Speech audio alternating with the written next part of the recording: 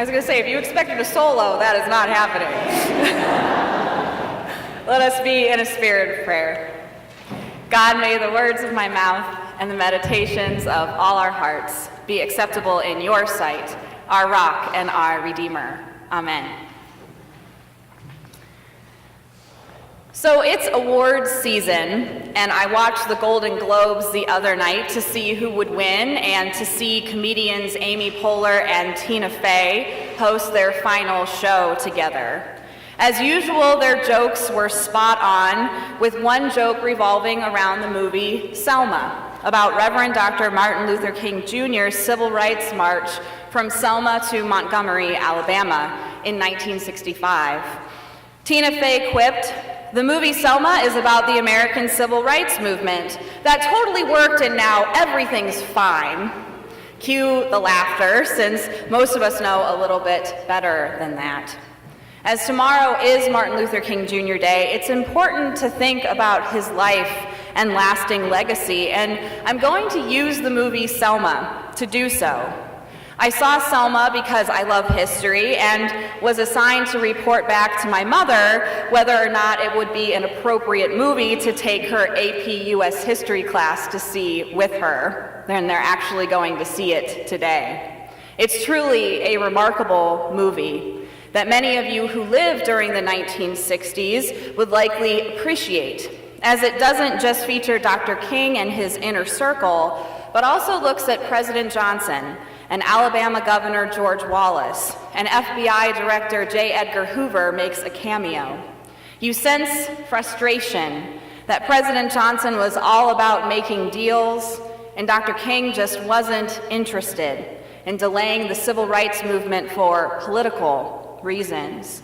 The most common criticism of the movie is the depiction of President Johnson, but there's a really entertaining showdown between him and Governor Wallace that certainly shows that these two Southern politicians were quite different in the way that they saw the world.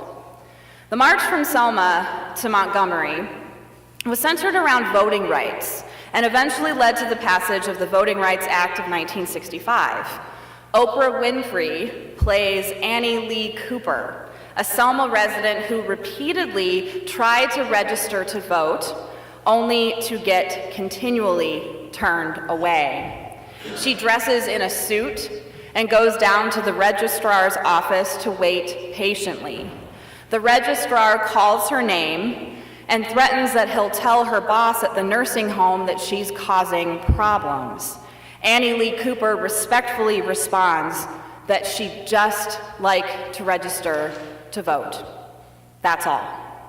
He asks her to recite the preamble to the US Constitution, and she does so beautifully.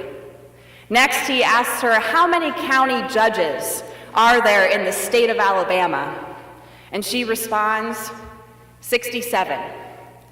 Correct answer. Then he looks up in irritation and triumph and says, name them, and stamps rejected on her voter registration form.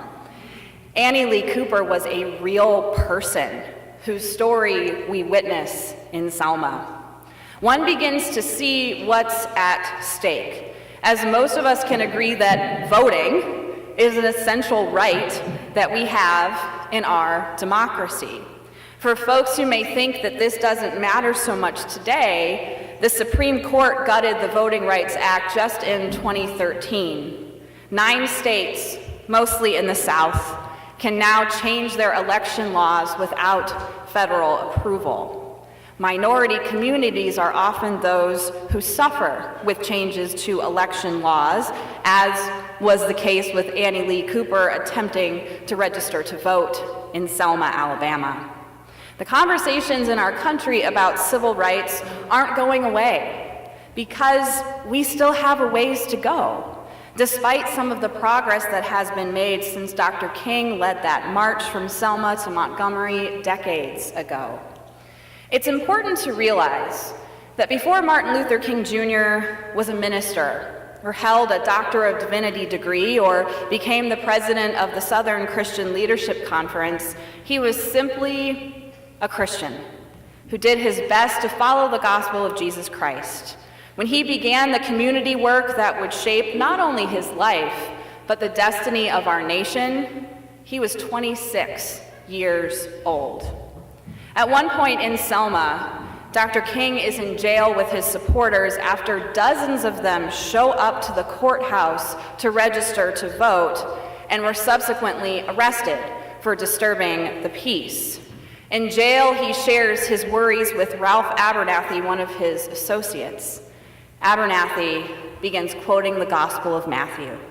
"Look at the birds of the air, consider the lilies of the field.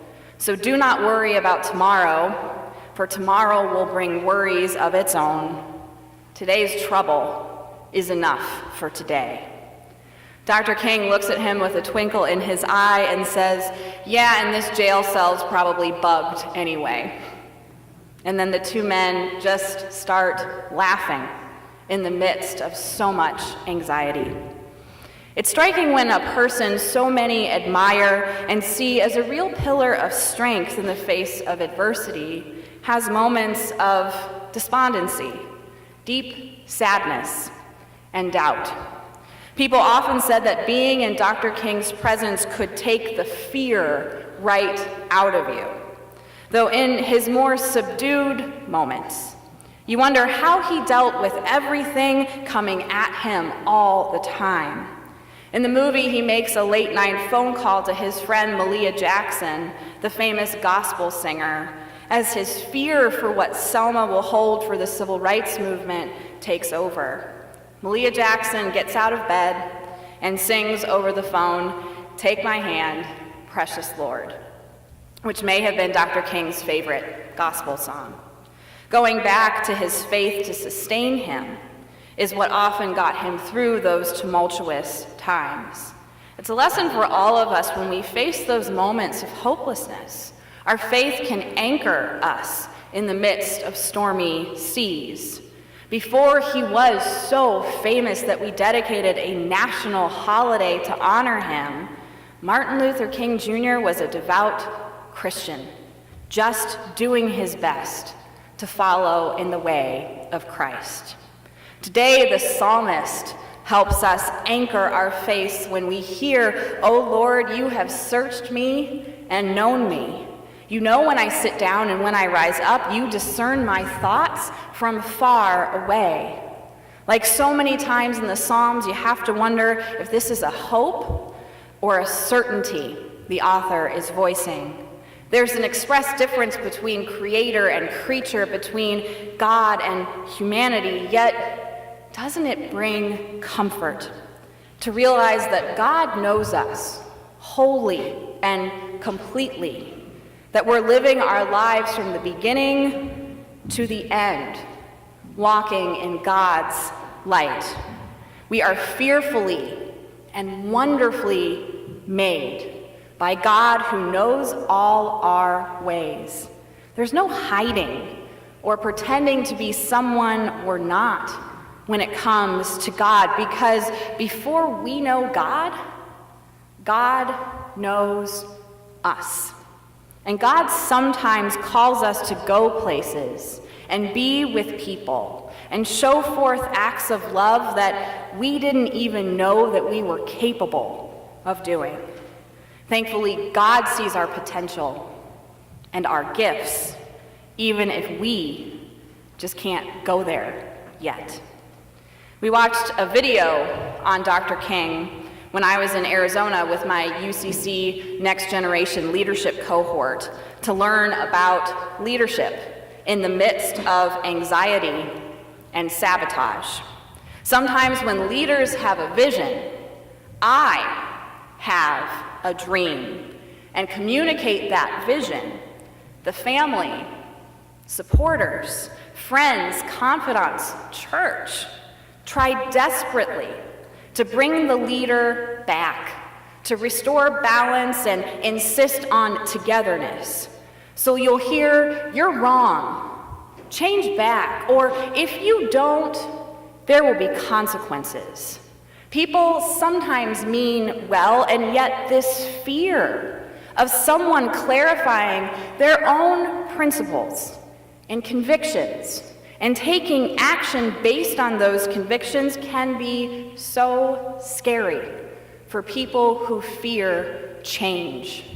Not everyone responded positively to him saying, "I have a dream." At one point for Dr. King, the leaders of the movement were staying in a hotel, and he was speaking about taking action in Birmingham, right around Holy Week. Civil rights leaders protested and demonstrated in difficult places all the time. But Birmingham was especially fraught with danger.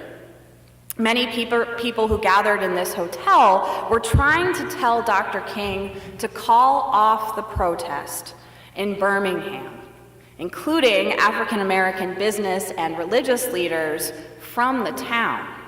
His own father reminded him that it was Holy Week and that he needed to be in that pulpit to preach on Easter Sunday.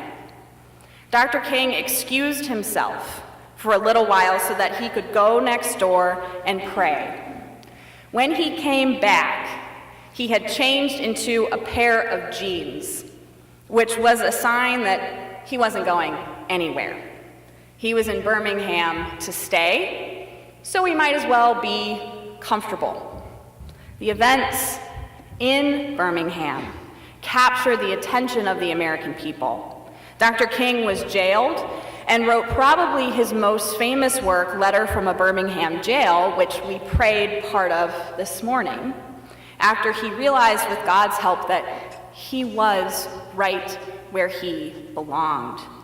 But isn't it something that some of the people who loved him were the very people trying to talk him out of demonstrating for a more just society? If he hadn't taken the time to sit with God and discern what the path forward truly was, how different things might have turned out for our country.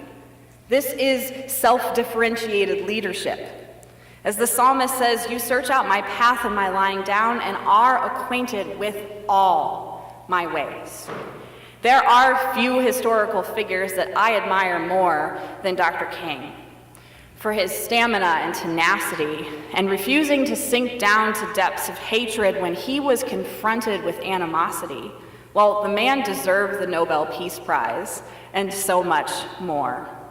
What we can't ever lose sight of, though, is not just the reverend in front of his name, but the depths of his Christian faith that kept him going.